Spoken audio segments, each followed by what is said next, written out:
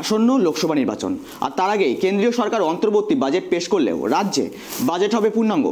রাজ্য বাজেট নিয়ে মিশ্র প্রতিক্রিয়া বণিক মহলে। পরিকাঠামো, পর্যটন, স্বাস্থ্যকেন্দ্রে নজর দিকে রাজনীতি শিল্প মহল। দেখুন। কোষাগার শূন্য, কেন্দ্রের পাঠানো টাকা অন্য খাতে ব্যবহারের অভিযোগে বিভিন্ন জনকল্যাণ প্রকল্পের টাকা পাঠায়নি দিল্লি। কেন্দ্রীয় বঞ্চনার প্রতিবাদে রেড রোডে চলছে শাসক দলের বিক্ষোভ কর্মসূচি। এই প্রেক্ষাপটের উপর দাঁড়িয়ে এবছরের রাজ্য বাজেট হতে চলেছে। বাজেট নিয়ে শিল্প মহলে মিশ্র প্রতিক্রিয়া। পাশাপাশি রাজ্য সরকার পরিকাঠামো, স্বাস্থ্য, পর্যটনে নজর দিক চায় তারা। দেখুন, আজকাল যেটা হয়েছে, স্কিমগুলো আগেই অ্যানাউন্সড হয়ে যায়। অর্থাৎ আপনার সাইকেল দেওয়া স্কিমই হোক, বিধবা ভাতা হোক বা যে ভাতাই হোক, সেটা সবসময় কিন্তু বাজেটে অ্যানাউন্সমেন্ট হয় না। এখন প্র্যাকটিক্যালি প্রায় সব ক্ষেত্রেই আমরা অ্যানাউন্সমেন্ট পেয়ে গেছি যেখানে যেখানে হচ্ছে।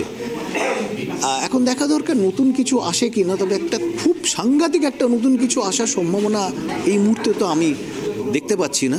রাজ্য যদি হয় তাহলে তো ডেফিনেটলি ইনফ্রাস্ট্রাকচার, যেটা রাজ্যের যেই পার্টটা, যেইগুলোতে মানে গ্রামে গঞ্জে যে জিনিসগুলো হচ্ছে, বা নতুন আপনি দেখবেন ট্যুরিজম, এই যে ট্যুরিজম আমাদের নতুন এই যে ট্যুরিজম ডেভেলপমেন্ট নিয়ে এই বাজেট এটা বলছে, স্টেট যদি একটা ট্যুরিজম পলিসি সাইমালটেনাসলি ডেভেলপ করে তাহলে অনেকটা এগিয়ে যাবে। ম্যানুফ্যাকচারিংয়ের উপরে থ্রাস্ট বা সার্ভিস সেক্টরের উপরে thrust, trade and industry, West Bengal একটা ইন্ডাস্ট্রি কম আছে, এটা আমরা সবই জানি।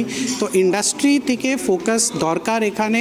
ইনসেন্টিভ, ট্রেড ইনসেন্টিভ একটু দরকার, যেটা ইন্ডাস্ট্রিতে ইন্ডাস্ট্রি নতুন ইন্ডাস্ট্রি সেট আপ হবে, এটাই আশা। আপনার নাম আর কিছু? আমার নাম বিবেক জালান, আমি chairman fiscal affairs and taxation committee of Bengal chamber. আমি আশাবাদী রাজ্য বাজেটে গভর্নমেন্টের যে ফোকাস, সেটা যাতে অর্থনৈতিক দিক থেকে দেখতে গেলে যাতে ইনফ্রাস্ট্রাকচারের উপর ফোকাস হয়, যাতে মানুষের যেগুলো পরিষেবা সেগুলোর দিকে ফোকাস হয়, হেলথের দিকে ফোকাস হয়, সার্বিক উন্নয়নের একটা বাজেট আমি এক্সপেক্ট করছি। সামনে লোকসভা নির্বাচন, সংশ্লিষ্ট মহলের একাংশের মত নির্বাচনের প্রভাব পড়তে পারে বাজেটেও। ফলে জনমুখী বাজেট হওয়ার সম্ভাবনাও রয়েছে। পাশাপাশি মহিলা, যুব ও পিছিয়ে পড়া অংশের দিকে ফোকাস দিতে পারে এই সরকার।